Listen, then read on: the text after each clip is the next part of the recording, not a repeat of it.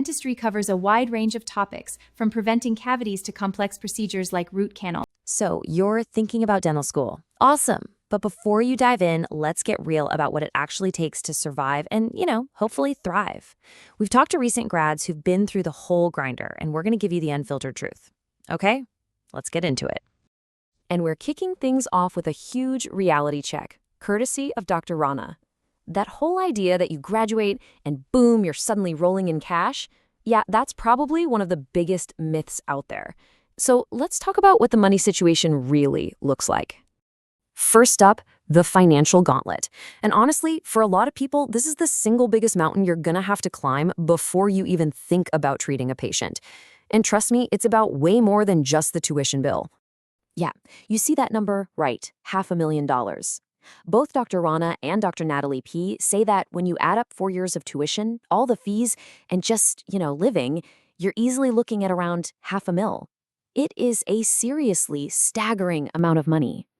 And like Dr. Eli points out, that giant tuition number, that's not even the whole story. You've got a budget for all this other stuff. We're talking loops, board exams, applying for residency, all these little things that tack on thousands and thousands of dollars. The expenses just keep coming. And this is where the dream you have in your head gets a serious gut punch from reality. You might be expecting to be, balling from day one, but Dr. Rana calls it exactly what it is, a slow money game. Seriously, those first couple of years are a grind. Success looks a lot more like living below your means than splurging on some fancy new car. Okay, so what in the world do you do about this mountain of debt? Well, this is super important. You have to think about repayment from day one. Dr. Natalie P. lays out some really smart strategies here, from hunting down scholarships and TA gigs to service programs that can make a huge dent in those loans. And that financial stress, that's just one piece of the puzzle. The price of this degree isn't just measured in dollars and cents. It takes a massive toll on your mind and on your body, too. So you crushed the DAT. You got in. You're smart, you're ready, and you're thinking, I can handle the coursework. But what's it really like on the inside? I mean, how hard can it really be? Well, Dr. Eli does not pull any punches here. That one big exam you spent months stressing over, he says it's nothing compared to the hundreds, literally hundreds of tests you're going to face over the next 4 years. The pace is just relentless. It's such an intense mental game. Dr. Eli talks about how isolating it feels, watching your friends get married and buy houses while you feel like your life is on pause.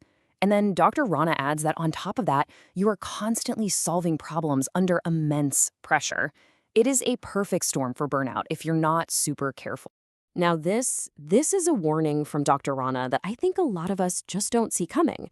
We don't really think of dentistry as a physically demanding job, but he talks about seeing professors with actual hunchbacks and dealing with his own serious neck and back pain early on. This is exactly why the habits you form in school are so incredibly important. You really have a choice. You can build bad habits that might cut your career short, or you can build good ones. It's about focusing on your posture, investing in good ergonomic loops, and actually listening when your body is telling you something's wrong. Your whole career could depend on it. Okay, so let's say you've got the academics locked down, your hand skills are getting good. What's the secret ingredient? What's the thing that really separates a good dentist from a great one? It's the stuff you can't learn from a textbook. Mastering this is, and I mean this, absolutely crucial. We're talking about empathy, about communication. So many people have real dental anxiety, and your ability to connect with them, to make them feel safe, is just as important as your ability to do a perfect crown prep. This quote from Dr. Eli just hits the nail on the head. A patient probably won't remember the margins on their filling years later, but they will never forget if you made them feel heard and safe and cared for. That's what sticks. And here's a perfect example of that in action.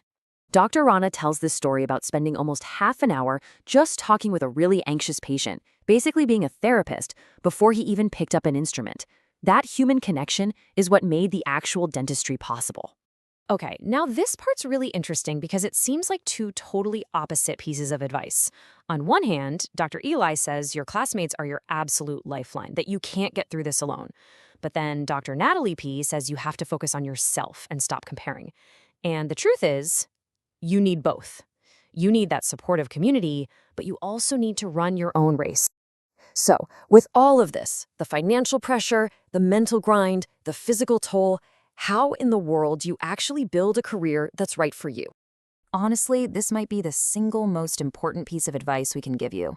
Dr. Eli reminds us that it is completely okay not to have a 10-year plan on day one. Some people do, and that's great for them, but it's also totally fine to just not know yet and to give yourself permission to explore. So here's your basic roadmap. Number one, just stay open-minded, see what's out there. Then do your research on specialties early. And just like Dr. Natalie P. said, focus on your progress. Stop looking at what everyone else is doing. And the big one, define what success actually looks and feels like for you, not what you think it's supposed to look like.